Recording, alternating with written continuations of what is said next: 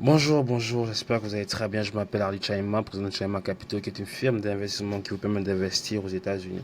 Pour toute information, allez-y sur chaimacapital.com ou envoyez-nous un email à contact@chaimacapital.com. J'espère que vous allez très bien aujourd'hui, mes capitalistes. Moi, ça va super bien. Aujourd'hui, on va s'intéresser aux rappeurs. Oui, on va s'intéresser aux rappeurs, on va s'intéresser au hip-hop, on va s'intéresser à la musique. Pourquoi? Parce que les célébrités, les rappeurs, les rappeurs, sont devenus des modèles que les jeunes suivent, jeunes européens, jeunes africains. On suit comment ils s'habillent, les bijoux qu'ils portent. C'est eux qui rendent la mode en fait. Donc la mode aujourd'hui est dictée par ces célébrités-là. Pourquoi je m'intéresse aux célébrités? Comme vous le savez, cette chaîne, on parle de finances personnelles, on parle d'économie, on parle de macroéconomie. Pourquoi? Parce que se faire de l'argent, derrière se faire de l'argent, il y a une science. Et lorsque vous allez maîtriser cette science-là, vous saurez comment vous faire de l'argent, garder et le partager à vos petits-enfants. J'ai pas dit enfants, j'ai dit vos petits-enfants. Mais tout cela demande une connaissance bien précise. Et nous sommes ici pour décortiquer des, euh, des habitudes mauvaises et bonnes que nous avons et comment séparer ces habitudes-là pour que nous puissions apprendre et les appliquer dans nos vies de tous les jours. Aujourd'hui, je vais parler des mauvaises habitudes des Noirs américains rappeurs. Tout simplement, comme je disais dès le départ, ils sont des modèles, donc ils sont imités de tous. On va parler de Lil Baby. Je crois que les jeunes qui regardent la chaîne, pas vous les vieux, mais les jeunes qui regardent la chaîne vont savoir de qui je parle. C'est un rappeur très connu. Il a fait des featuring avec Drake, avec tous les rappeurs que vous connaissez. C'est un jeune, je crois qu'il a 25 ans si je ne me trompe pas, ou moins. Je ne suis pas trop. Mais on va le suivre dans une bijouterie où il va dépenser de l'argent. On va dire aux environs de 100 000 dollars. 100 000 dollars, c'est à peu près 70 à 75 millions de francs CFA, si je ne me trompe pas. Faites les conversions. Pourquoi je m'intéresse à ça? Parce que lorsqu'il dépense de l'argent à la bijouterie, il apprend d'autres personnes à dépenser de l'argent. Et si vous remarquez bien, ces rappeurs-là ne nous apprennent rien à part dépenser. Lorsque vous voyez les Facebook ou les posts Instagram de 50 Cent, de, euh, de, euh, de P. Diddy, ils nous vendent quoi? Ils nous vendent des, des alcools. Si ce n'est pas des alcools, des séries télé. Si ce n'est pas des séries télé, des chaussures. Si ce n'est pas des chaussures, c'est des collaborations avec les écouteurs comme Dr. Dre, etc., etc. Lorsque nous regardons ces célébrités-là, ils nous vendent toujours quelque chose. Et même dans cette vente-là, ce qui m'énerve, c'est parce que ils ne nous apprennent pas comment gérer notre argent, comment être responsable avec notre argent et comment gérer le patrimoine économique que l'on a. Eux, ça ne les intéresse pas. Eux, ce qui les intéresse, c'est vendre un produit pour se faire de l'argent et ensuite montrer comment on le dépense. Si vous voyez dans euh, d'autres communautés, ce qu'ils font, c'est quoi? Les plus riches créent des opportunités à d'autres. Chez nous, quand on est riche, on ne crée que des opportunités à notre famille directe et on essaie de motiver les gens en dépensant notre argent. Je crois que la mauvaise motivation que tu peux faire à quelqu'un, c'est de montrer combien tu as. Ça, c'est une mauvaise motivation. C'est même pas une motivation. La vraie motivation, c'est quoi? C'est de donner des opportunités. Si tu es un rappeur, tu es millionnaire, tu crées une petite usine là, ici et là, ou bien tu crées des opportunités à faire travailler des jeunes pour qu'ils puissent avoir quelque chose. Parce que il n'y aura pas beaucoup de rappeurs qui vont se faire de l'argent que toi tu fais. Donc dire aux gens que oui, I made it, ou bien tu prends une liasse de billets, tu es là avec la chaîne Rolex. Oui, allô, oui, j'ai réussi. Si j'ai réussi, toi aussi tu peux réussir, c'est faux. C'est faux parce que là où je suis, on va dire que oui, je suis aux États-Unis, mais j'ai eu beaucoup de mes amis qui n'ont pas pu rester aussi longtemps aux États-Unis, qui sont retournés. Et c'est pas tout le monde qui a la chance d'être aux États-Unis. Donc il faut être réaliste. C'est pas si vous avez réussi, il faut savoir que vous faites partie des 10%. Vous faites partie des 1%. Vous faites partie des exceptions. Mais parce que vous êtes des exceptions, c'est à vous de donner l'opportunité, pas pour que les jeunes soient comme vous, mais pour qu'ils puissent au moins avoir de quoi manger, de quoi se vêtir et de quoi se loger, avoir le minimum. Et par la suite, si eux ils sont inspirés à faire plus, ils pourront le faire plus, mais il faut commencer quelque part. Et c'est à nous qui réussiront d'aider la génération qui est derrière nous. On n'a pas cette mentalité-là. D'autres ont cette mentalité, mais nous, que ce soit noirs américains, noirs français, noirs africains, on n'a pas cette mentalité-là. Quand on réussit, c'est pour nous et notre famille et c'est tout. C'est une très mauvaise habitude. Mais on ne va pas se limiter à ça. Je vais enchaîner avec la vidéo de Lil Baby, comment il dépense son argent aux États-Unis. Et on va se dire que non, le noir souffre dans le monde. Non, le noir ne souffre pas dans le monde. Le noir ne sait pas comment le monde fonctionne. C'est pourquoi on souffre. Ça, c'est quelque chose à mettre dans la tête. Le noir ne sait pas comment fonctionne le monde. C'est pourquoi il souffre. Donc voilà, on va partager comment il dépense son argent. Et on va s'inspirer de lui. Non, je blague. Voilà, ok. Voilà Lil Baby. Pour ceux qui le connaissent. Voilà. Il est chez le bijoutier en train de parler au bijoutier. Remarquez, ce bijoutier n'est pas noir américain, il n'est pas africain, il est d'une autre communauté.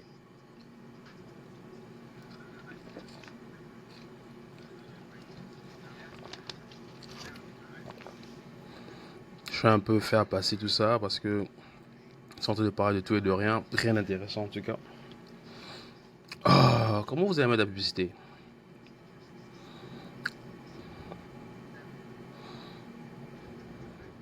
Là, il est en train d'examiner les bijoux. Sincèrement, moi, je trouve ça ringard. Mais dépenser beaucoup d'argent. Enfin, je me dis qu'en tant que rappeur, c'est la théorie du rappeur à avoir les bling bling et tout ça là. Comme la montre là. La montre là, je vois que la montre là, elle est simple. Elle a juste que des diamants sur ça. Et cette montre là, il va peut-être l'acheter à 50 000 dollars. 50 000 dollars, ça fait peut-être 45 millions de francs CFA. Pour la revendre en moins cher. Et vous voyez, parce que c'est un artiste très connu, il achète des montres en diamant, des chaînes en diamant. Beaucoup de rappeurs qui commencent à peine leur carrière vont faire la même chose. Ils vont le copier. Ils vont copier ses habitudes économiques, qui est de dépenser son argent.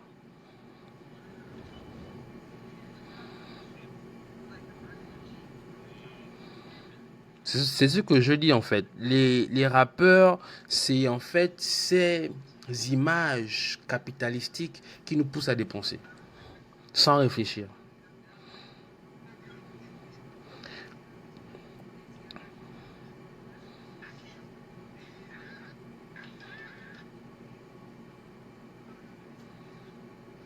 Voilà.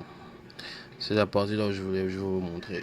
S'il fait sortir de l'argent, là je vous dis, il n'y a pas moins de 100 000 dollars. Il n'y a pas moins de 100 000 dollars dans son sac. Pas moins de 100 000. Même plus, peut-être 200, 300 000 dollars. Qui dépense. Et l'erreur qu'il fait, c'est quoi? Il dépense le cash.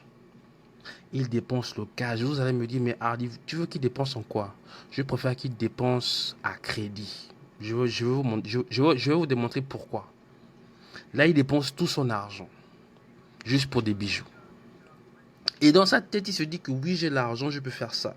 Mais historiquement, nous avons vu quoi? Nous avons vu que la majorité de ces rappeurs-là, lorsqu'ils ne sont plus hot, lorsqu'ils ne sont plus, lorsqu'ils ne sont plus, connus, ils ont du mal.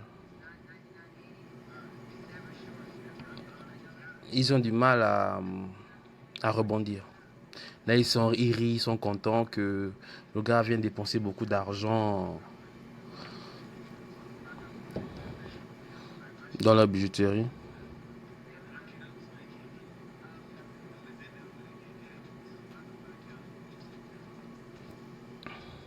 Et là, lorsque l'Africain voit ça, il se dit que ouais, moi aussi, le jeune Africain, quand il voit ça, il se dit, moi aussi, quand j'aurai, moi aussi, quand j'aurai l'argent, c'est ce que je vais faire. Je vais m'acheter les bijoux, je vais m'acheter. Le problème qu'il a, c'est quoi? C'est bien de te faire plaisir, mais lorsque tu ne fais que te faire plaisir, l'argent que tu as devient une prison de plaisir, une prison de sensations, une prison de tes défauts. Alors que l'argent est là pour libérer. Te libérer de tes limites et libérer les autres de leurs limites financières, limites économiques, tout ce que vous voulez. Parce que l'argent vous libère. Aujourd'hui, si vous avez assez d'argent, vous pouvez choisir votre filière, choisir où vous allez vivre, choisir quelle voiture vous allez conduire, choisir dans quelle école vos enfants vont partir. L'argent libère. Mais lorsque l'argent n'est pas bien utilisé, à la place de libérer, il vous condamne. Donc, quelles sont les erreurs que Lil Baby a fait ici? On va d'abord dire que Lil Baby, c'est un millionnaire. Ce n'est pas quelqu'un qui travaille dans une compagnie. Il est payé un salaire de 200-300 000 francs CFA ou il est payé un salaire de 5 000 euros par mois. C'est un rappeur. Comment les finances des rappeurs fonctionnent? Lorsque vous commencez votre carrière en tant que rappeur, vous rappez, vous avez un peu le buzz autour de vous, il y a des followers, il y a des centaines de milliers de vues. Vous êtes approché par un label. Le label vous dit, tu es chaud dans la street, on veut te signer. Est-ce que tu veux bien signer avec nous? Ok, il n'y a pas de problème. Le problème qui est là, lorsque vous signez, le label va vous dire, bon, je vous signe pour votre premier contrat, $1 million. $1 million pour 3 albums. Vous allez dire $1 million, $1 million, c'est beaucoup d'argent. Oui, ok, il n'y a pas de problème. Vous êtes quelqu'un qui n'a pas d'argent, vous êtes broke. Donc vous allez accepter. $1 million, on vous donne ça. Pour 3 albums. Lorsqu'on vous donne les $1 million là, sachez qu'aux États-Unis, on paie les taxes. Donc, $1 million là, vous n'allez pas voir ça. Vous allez voir $500 000 ou $450 000, dépendamment dans quel état vous êtes. Parce qu'on a 2 taxes ici, aux États-Unis. On a les taxes de l'état où vous vivez et on a les taxes fédéraux. Les taxes fédérales. Mais dans certains états, vous avez la taxe de la ville, la taxe de l'État et la taxe fédérale, comme New York et Californie. Donc, vous allez recevoir $500 000, $500 000, $400 000 si vous payez vos taxes. Lorsque vous recevez ces 500, $400 000, ce n'est pas beaucoup d'argent. Parce que vous allez vouloir dépenser avec vos chaînes, donc vous allez partir à la bijouterie là-bas, dépenser $100 000. $100 000, il vous reste $300 000. $300 000, vous êtes un rappeur, vous devez rouler dans une Rolls-Royce, Ferrari, Corvette, tout ce que vous voulez. Vous dépensez 100 à 150 000 $ pour une voiture bien ou 2 voitures bien. Il vous reste 150 000 $. 150 000 $, vous voulez acheter une belle maison au moins de $1 million. $1 million, mais vous n'avez pas $1 million. Donc vous allez faire quoi? Vous allez prendre 100 000 $, vous allez mettre ça comme votre dépôt de paiement. Et vous allez payer la maison chaque mois. Donc 100 000 $, vous achetez une grande maison de $1 million que vous devez payer chaque mois 25 000 $ par mois. 25 000 $, ce qui est petit pour vous. Ok. Donc tous les 1 million sont partis. Comme ça. Vous pensez que l'argent c'est beaucoup, mais quand vous bougez, quand vous changez d'univers, les dépenses aussi changent. Donc l'argent est parti. L'argent est parti. Mais là, vous avez dépensé de l'argent. Vous devez toujours enregistrer votre album. Vous devez faire les tournées. Vous avez un groupe. Le groupe là, c'est quoi? Vous devez les manger, nourrir. Loger aussi. Et donc, qu'est-ce qui se passe? Vous avez déjà terminé votre budget. Vous repartez à la maison de disques. Vous allez leur dire que bon, les 1 million que vous m'avez donné là, c'est fini. J'ai encore besoin de 500 000 $ pour préparer mon premier album. Ils vont vous dire, il n'y a pas de problème, on vous donne 500 000 $. Tiens, 500 000 $. Vous commencez votre projet. Boum, boum, premier album, tout se passe bien. Vous finissez, il y a le buzz, etc., etc. Maintenant, vous vendez vos albums, vous faites des concerts, vous faites des showcases, vous vendez votre musique. Qu'est-ce qui se passe? Votre musique, combien vous faites sur votre musique? vous faites 1,5% sur chaque album vendu. Donc, si vous vendez 100 000 albums, je prends un exemple simple. On va faire 100 000 albums. 100 000 albums. Et qu'un album coûte 12 dollars. 12 ou 11 dollars.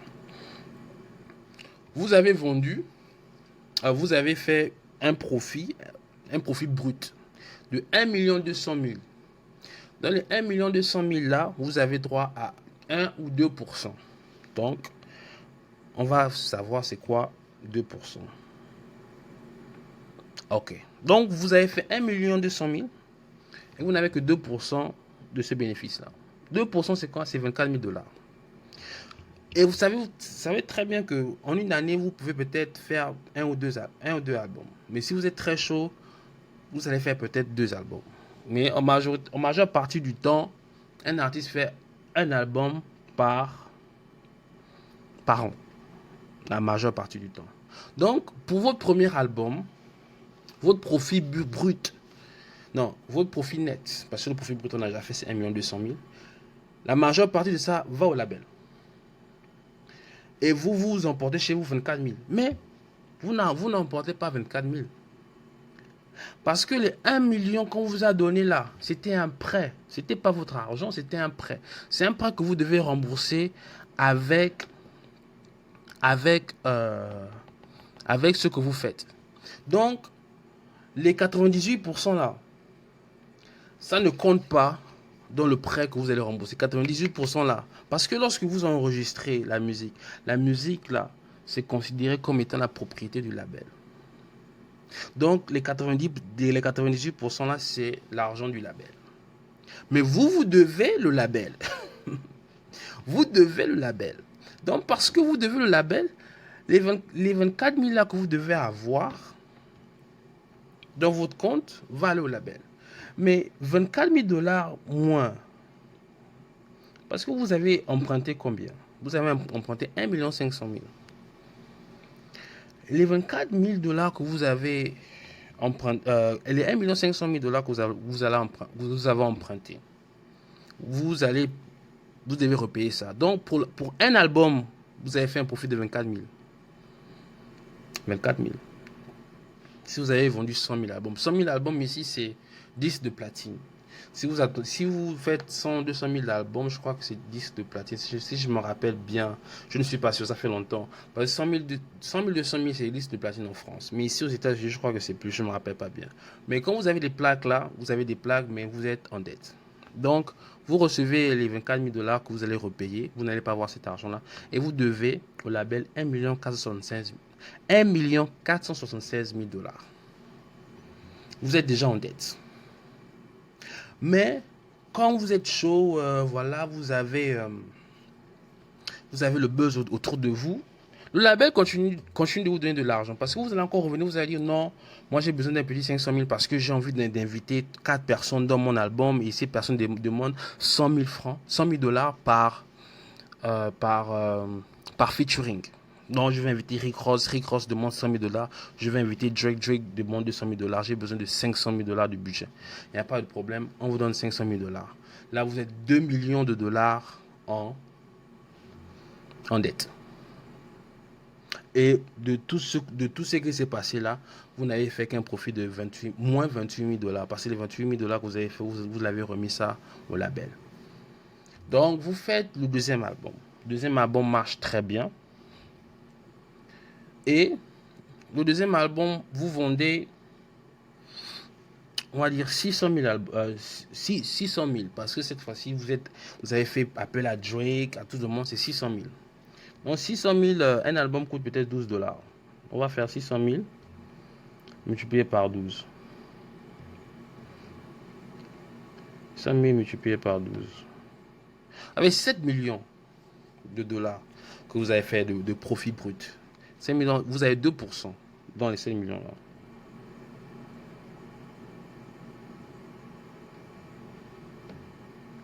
Donc vous avez fait sur les 1 million et quelques, vous avez fait 144 000 dollars. 144 000 dollars. les 144 000 dollars vont aller pour payer les 2 millions de dollars là que vous avez pris. Donc, comment l'artiste s'en sort? L'artiste s'en sort en faisant les showcases, en faisant les concerts. Mais parce qu'il ne sait pas budgétiser ces affaires-là, ces affaires d'argent, lorsqu'il ne va plus faire des featuring, lorsqu'il ne va plus faire des concerts, il va tomber en faillite.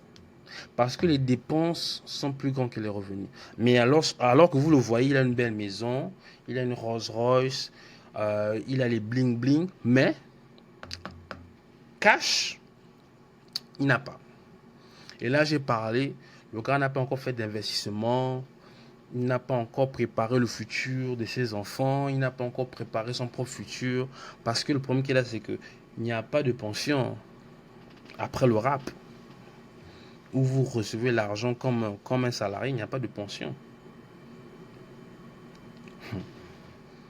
Et donc, qu'est-ce qui se passe? Dans tout ça, il fait les showcases. Les showcases, c'est quoi? Showcase, on va peut-être l'inviter 100 000 dollars par nuit. Il se fait peut-être 2 à 3 showcases par semaine. L'argent rentre. Mais sa musique, ça ne paye pas. L'argent va continuer pour faire un showcase, il faut que tu sois hot, il faut que tu sois chaud. Mais le problème, c'est que quand tu arrêtes d'être chaud, c'est là où les problèmes vont commencer à poser, parce que le label, même quand tu vas arrêter la musique, le label va continuer à se faire de l'argent sur ta musique. Parce que aujourd'hui, j'écoute Michael Jackson. Michael Jackson est mort, mais je l'écoute parce que j'aime bien sa musique. Il y aura des gens qui, même quand vous allez arrêter la musique, il y aura des gens qui vont continuer à vous écouter. Mais le problème, c'est que vous ne possédez pas les droits de votre musique. Le label possède ça. Le label possède ça. Et donc, le label va continuer à se faire de l'argent, même quand vous allez arrêter de la musique. Mais vous, artistes, lorsque vous allez arrêter de la musique, vous n'allez plus continuer à vous faire de l'argent. C'est pourquoi vous remarquez que la majorité des rappeurs finissent broke, sans argent. La majorité d'entre eux. Et donc, pourquoi j'ai dit dans la vidéo, il a fait une erreur de dépenser le cash. Lorsque vous avez beaucoup d'argent, là, écoutez-moi très bien. Écoutez-moi très bien. Attendez, rapprochez-vous. Lorsque vous avez de l'argent, quand je dis l'argent, c'est vous avez 100 000, 200 000 euros, quand vous avez 15, 50, 100 millions. Reculez. Quand vous avez ce genre de somme-là, mettez ça à la banque et demandez le crédit. Vous m'avez écouté. Déposez votre argent à la banque, demandez le crédit. Pourquoi? Parce que lorsque vous avez 15 millions et vous demandez un crédit de 7 millions, on va vous donner ça. Parce que vous avez 15 millions. On va vous donner ça. Si vous avez 1 million de dollars, vous pouvez demander un crédit de 1 million parce que vous avez 1 million de dollars. Donc, qu'est-ce qui se passe? Lorsque vous avez 1 million de dollars dans la banque et vous demandez 1 million, à la banque en crédit, vous avez 2 millions. Donc, sur papier, vous avez 2 millions. Parce que vous avez 2 millions, vous pouvez maintenant stratégiser sur ce qu'on peut faire. Avec 2 millions, je peux répartir ça de telle manière que les 1 million qu'on m'a donné comme crédit, je pars chercher les investissements. Les investissements qui peuvent me rapporter 50 000, 20 000 dollars par mois. Et ces investissements, c'est l'immobilier. Oui, avec l'immobilier, si tu achètes un building de 7-8 appartements, tu peux te faire un petit 20-30 000 dollars par an. Donc, 1 million que vous avez, partez acheter de l'immobilier. Partez acheter l'immobilier, investissez dans la bourse. Et quand je dis investir dans la bourse, soyez intelligent lorsque vous investissez. Ne soyez pas comme Usain Bolt, parce que Usain Bolt a perdu ses épargnes en investissant avec un groupe qui l'a bouffé. Ça, c'est une autre histoire pour une autre fois. Mais moi, je conseillerais l'immobilier. Parce que la bourse, en ce moment, avec les crises économiques, là, c'est pas trop évident. Mais les gens vont toujours vouloir l'immobilier. Donc, investissez sur l'immobilier résidentiel, là où les gens vivent. Achetez 5, 6, 7, 8 immobiliers avec les 1 million là. Et lorsque vous faites ça, l'argent que vous allez récolter, les loyers que vous allez récolter des immobiliers là, repayez les 1 million. Et lorsque vous faites ça, vous avez toujours 1 million dans votre banque. Vous avez toujours 1 million dans votre banque. Lorsque vous repayez le crédit que vous avez pris à la banque, le loyer là, prenez 30% de ce loyer là. Parce que si vous investissez 1 million, 1 million dans l'immobilier, vous devez au moins faire un chiffre d'affaires de 7 à 10% par an. Donc ça veut dire quoi concrètement? Si vous investissez 1 million, 7%.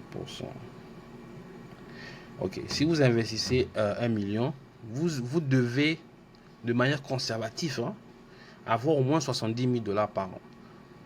70 000 dollars par an, au moins. Mais si vous faites bien, vous choisissez bien vos appartements, vous pouvez même vous faire une affaire de 100 à 200 000 dollars par an.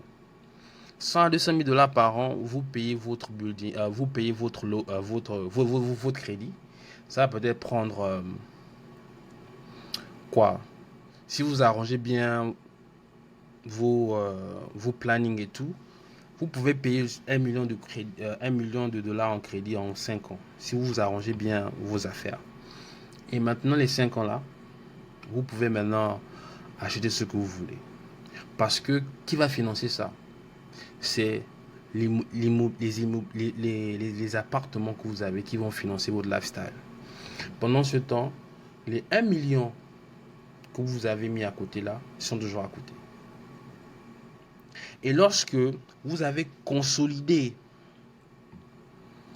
les appartements là, ça vous rapporte consistamment l'argent. Les 1 million que vous avez gardé là, vous réinvestissez ça dans d'autres appartements. Vous réinvestissez ça dans d'autres appartements. Et donc là, vous aurez peut-être une affaire de 20 à 30 buildings.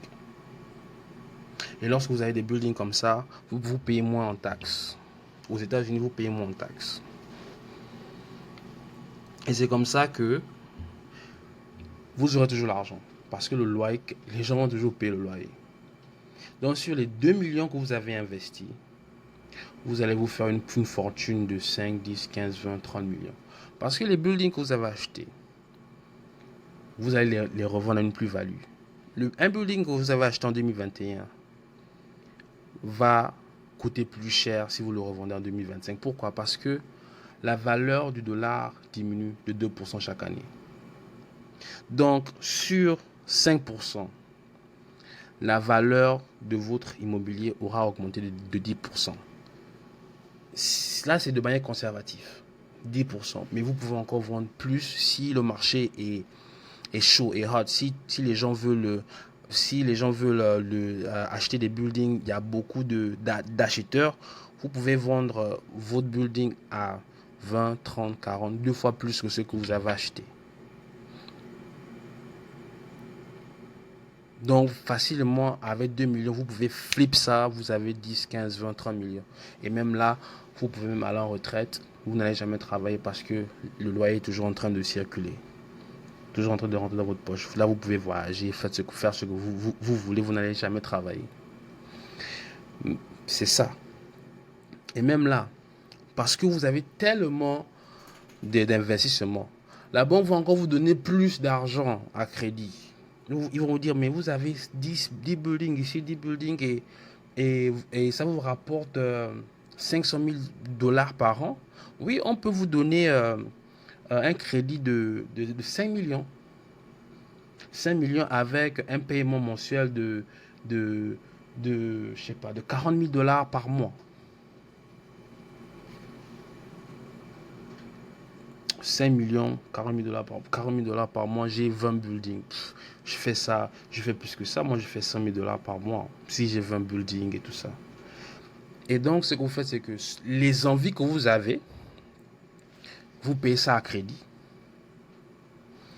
Et les investissements que vous aurez, vous payez ça avec votre cash. Mais qu'est-ce que Lil Baby a fait? Lil Baby dépense son cash dans ses loisirs.